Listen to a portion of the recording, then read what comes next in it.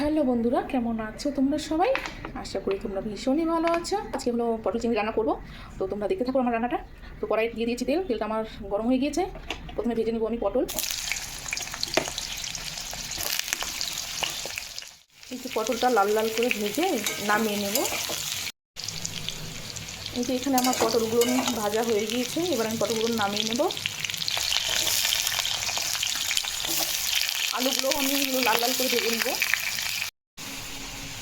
এই যে এখানে আমার আলুটাও লাল লাল করে ভাজা হয়ে গিয়েছে, নামিয়ে নেব। এখন আমি চিংড়ি মাছগুলো ভেজে নেব। আমার চিংড়ি মাছগুলো ভাজা হয়ে গিয়েছে, এখন নামিয়ে নেব। গোটা জিরা,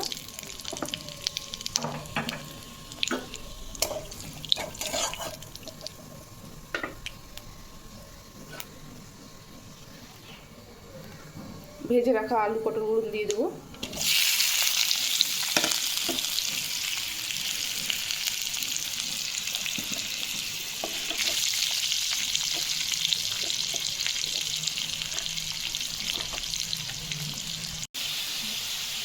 এইসবই বাটা দিব, আদা বাটা, জিরে বাটা, লঙ্কা বাটা।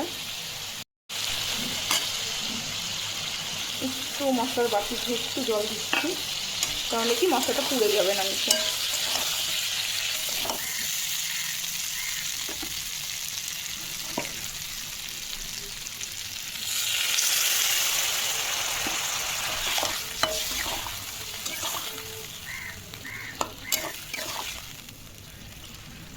জল দিয়েছি। এখন আমি এখানে দিয়ে দেবো ভেজে রাখা চিংড়ি মাছগুলো।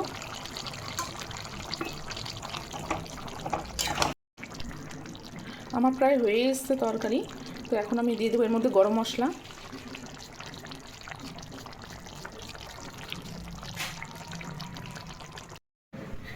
এই যে আমি নামিয়ে নিয়েছি পটল চিংড়ি, আর এই হলো ফাইনাল লুক। কেমন হয়েছে অবশ্যই জানাবে।